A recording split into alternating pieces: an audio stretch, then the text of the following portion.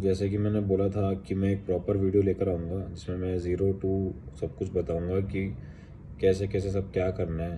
तो सबसे पहले काम जो आपको करना है वो ये कि आपको एग्ज़ाम्स जानने हैं कि कौन कौन से एग्ज़ाम होते हैं। उसके बाद आपको उनका पैटर्न जानना है कि एग्ज़ाम का पैटर्न क्या है, सिलेबस क्या है, सब्जेक्ट्स कौन कौन से आ रहे हैं। जब आप ये सब जान लेते हैं उसके बाद आपको पास्ट ईयर के पेपर्स देखने हैं ताकि आप एनालाइज कर सकें थोड़ा सा कि किस तरह का पेपर आता है और क्या क्या चीज़ें होती है उसके अंदर इन्वॉल्व।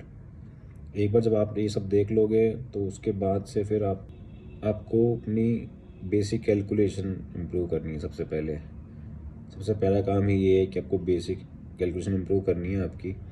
आप स्क्वायर्स क्यूब्स याद कीजिए एटलीस्ट 35 तक, स्क्वायर्स भी क्यूब्स भी।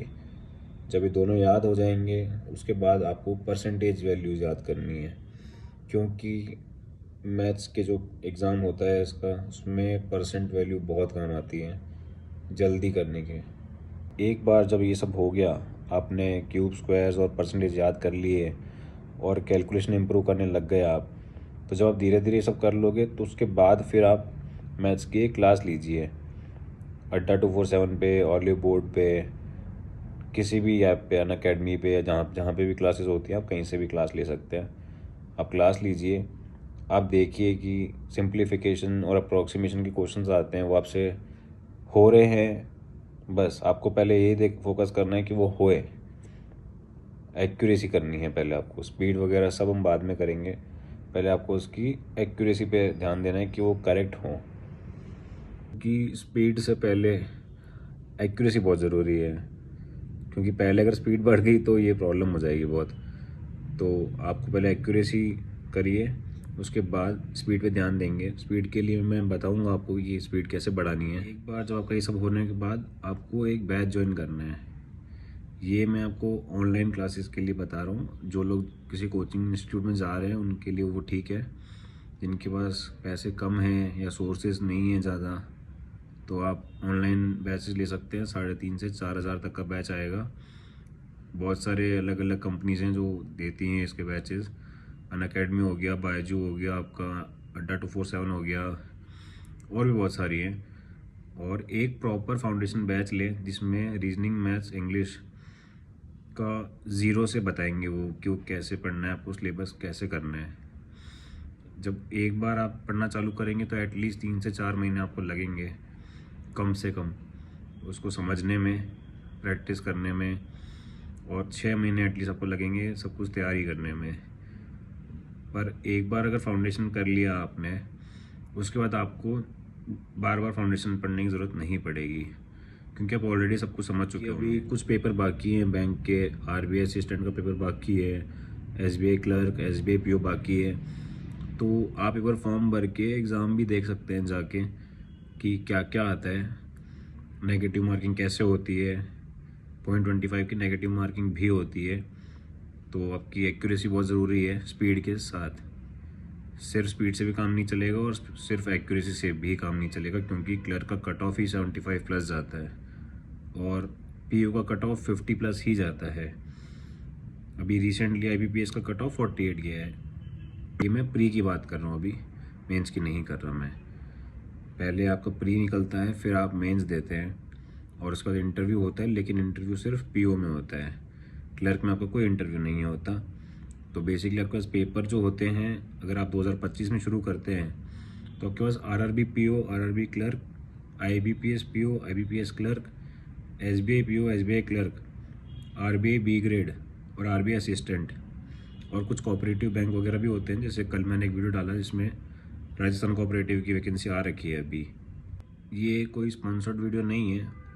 तो वायरल मैथ्स की जो क्लास सुबह 6 बजे यूट्यूब पे होती है अड्डा 247 के बैंकर्स अड्डा के चैनल पे, नवनीत सर लेते हैं वो क्लास। आप वो ज्वाइन कर सकते हैं। सुबह 6 बजे उठ के पढ़ना तो पड़ेगा, बट उससे आपकी कैलकुलेशन बहुत अच्छी हो जाएगी। एक बार अगर कैलकुलेशन में हाथ बैठ गया तो आपके 10 नंबर कहीं नहीं जा रहे मैथ्स में।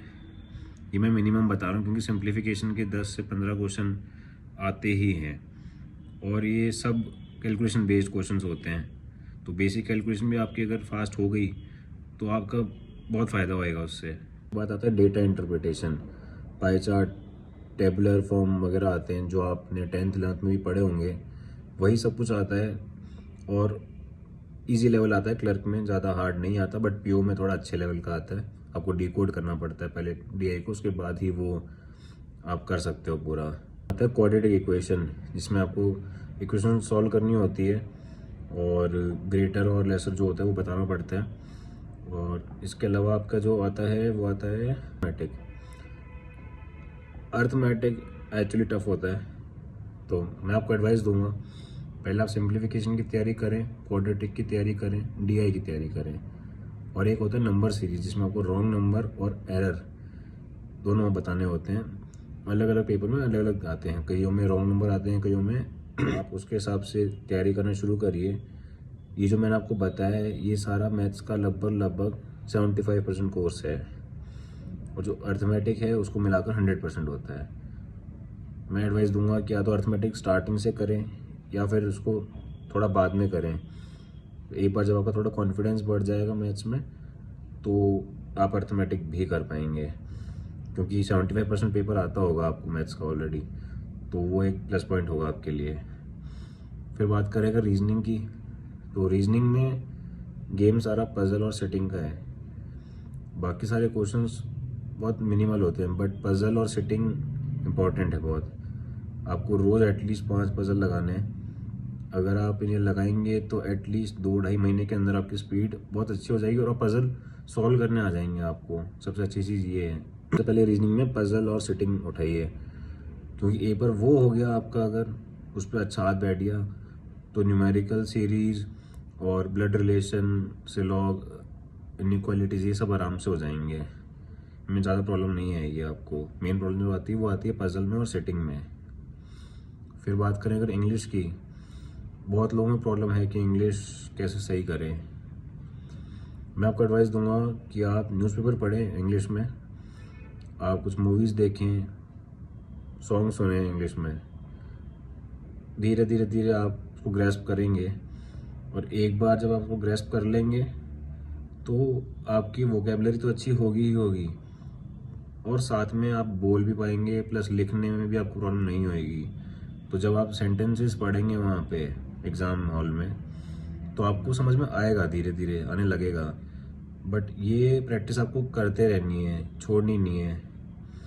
ऐसा नहीं कि 1 महीना पढ़ा फिर छोड़ दिया, आपको करते रहना है रोज़।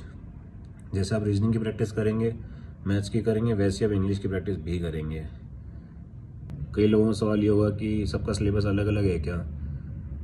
सी मोस्टली 90% जो पेपर हैं बैंक के उनका कोर्स सिमिलर ही है। हाँ, आरबीआई बी ग्रेड में थोड़ा लेवल अप हो जाता है। आरबीआई असिस्टेंट में कट ऑफ बहुत ऊपर हो जाती है, 90+ कट ऑफ जाती है क्योंकि उसकी। बट आपको डरना नहीं है, आपको मेहनत करनी है। आप आराम से बैठ के सोचें पहले आपको कौन कौन से पेपर क्लियर करने हैं। एक थोड़ा सा रफ आइडिया लें कि क्या कट ऑफ जाती है, प्री की कट ऑफ क्या है, मेंस की कट ऑफ क्या है। एक बार उस पर थोड़ा फोकस करें। मैंने आपको 3 सब्जेक्ट बताए, इन 3 सब्जेक्ट को पढ़ने का तरीका भी मैं आपको बता ही रहा हूँ। इसके अलावा बाकी मैं अपने शॉर्ट्स में बताता रहूँगा कि आपको क्या क्या करना है। और बाकी स्टे ट्यून, सब्सक्राइब करें मेरा चैनल ताकि मैं आगे और अच्छी डिटेल्स ला सकूँ और नए नए अपडेट लाता रहूँ।